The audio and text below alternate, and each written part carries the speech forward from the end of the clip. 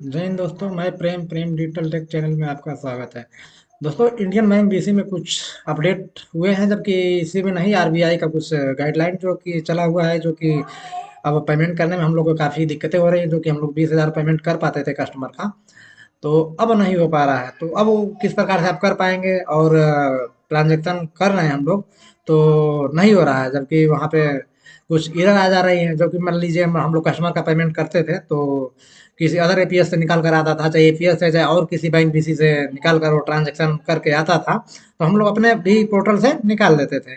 10,000 निकल जाता था, जबकि 10,000 अदर पोर्टल से निकल जाता। लेकिन अब ऐसा नहीं है। अब निकालने पे नहीं निकल रहा है, जबकि यहाँ पे मैं आपको एक ट्रांजैक्शन करके दिखा दे रहा हूँ।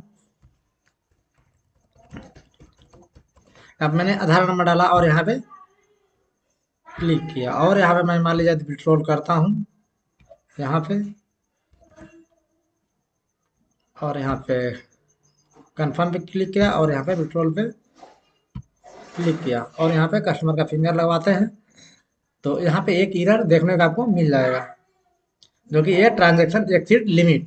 तो ये प्रॉब्लम क्यों आ रही है, और इसका प्रॉब्लम का क्या सोल्यूशन है, हम किस प्रकार से ट्रांजैक्शन कर पाएंगे, जो कि 20,000 करना हो तो 20,000 ट्रांजैक्शन यदि करना हो दोस्तों किसी कस्टमर का, तो आप कैसे कर पाएंगे? यदि किसी एपीएस से अगर निकासी करके आ रहा है, यदि आप भी लोग किसी एपीएस से निकासी करके और 10,000 इससे विड्रॉल करते होंगे, डीजी पे और किसी एप्लीकेशन से 10,000 यदि विड्रॉल करते हो, तो यहाँ पे अब करना होगा कि आप जैसे 10,000 विड्रॉल किए किसी एपीएस से, तो आधे घंटे बाद इससे आप कर पाएंगे विड्रॉल। तो आधे घंटे का अंतराल करके निकालिएगा, तो आपको विड्रॉल 10,000 हो जाएगा। पहले था तो 10,000 आदि एपीएस से विड्रॉल करते हैं तो तुरंत आप इससे भी कर सकते थे, लेकिन अब ऐसा नहीं है। तो इस प्रकार से आप विड्रॉल 20,000 कर पाएंगे।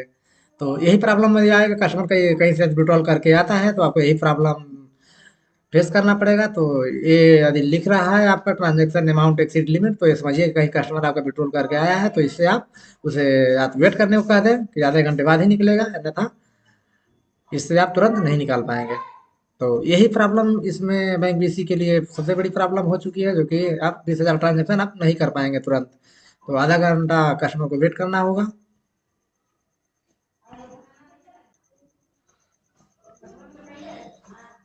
तो दोस्तों, पहली प्रॉब्लम ये हो गई, और दूसरी प्रॉब्लम आपको यहाँ पे अकाउंट इनरोलमेंट यदि करते हैं, अकाउंट खोलते हैं, तो यहाँ पे दूसरी प्रॉब्लम ये आ गई। पहले था तो हम लोग कोई भी मोबाइल नंबर यदि अकाउंट में लगा होता था, तभी हम लोग अकाउंट खोल पाते थे। लेकिन फिलहाल अब ये प्रॉब्लम आ गई है कि यदि एक अकाउंट आप कस्टमर को खोलते हैं, तो उसमें आपका यदि एक दूसरे अकाउंट में यदि वो मोबाइल नंबर लगा हुआ है, तो आप अकाउंट नहीं खोल पाएंगे। यदि आप यहाँ जनरेट भी कर लेते हैं किसी प्रकार से, आप मान लीजिए यहाँ तो जनरेट हो जाता है, लेकिन जब बैंक में आप अकाउंट जनरेट करने के लिए ले जाते हैं, तो वहाँ आपका क्या बताता है, इधर क्या आता है कि आपका ऑलरेडी मोबाइल रजिस्टर्ड। तो वहाँ पे आपका ये इधर से आपका अकाउंट नहीं खुल पाता है, तो आपको यहाँ पे फिर अपडेट करना होता है न्यू मोबाइल नंबर। तो ये भी एक नई समस्या इसमें इंडियन बैंक बीसी में आ चुकी है, जो कि आपका यदि किसी अकाउंट में लगा हुआ है पहले से ऑलरेडी मोबाइल नंबर, तो वो आप इसमें नहीं लगा पाएंगे और अकाउंट नहीं खोल पाएंगे। तो फिर दोबारा आपको ये अकाउंट खोलना होगा, और यहाँ पे दोबारा केवाईसी करके और मोबाइल अपडेट करना होगा, तभी आप अकाउंट कस्टमर का खोल पाएंगे। तो ये सबसे बड़ी प्रॉब्लम जो कि हम लोग को फेस करना पड़ रहा है। जो कि कस्टमर यदि एक मोबाइल नंबर लेके आ रहा है और वो किसी और अकाउंट में लगा है, तो आप नहीं खोल पाएंगे। कस्टमर से पहले आप पूछ लिया करिए, जो कि कहीं पे आपके किसी अकाउंट में लगा तो नहीं है, उसके बाद आप अकाउंट खोलिए, तभी आपका अकाउंट सक्सेस होगा, या अन्यथा नहीं हो पाएगा।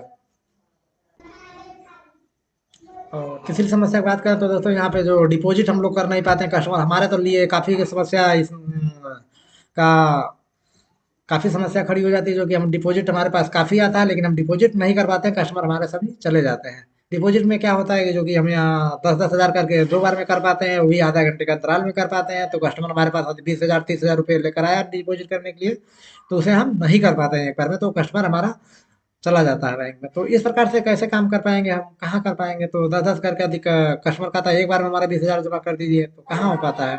जबकि अदर बैंक भी, बैंक के जो हमारे भाई हैं, वो सभी एक बार में कर पाते हैं। सेंट्रल बैंक, स्टेट जो भी हैं हमारे बैंक बीसी, वो सब एक बार में डिपॉजिट कर पाते हैं, जबकि हम लोग इंडियन बैंक में एक बार में नहीं कर पाते हैं। 10-10 हज़ार करके ही हो पाता है। तो 10,000 अभी किए, तो 10,000 फिर आधे घंटे बाद कर पाएंगे।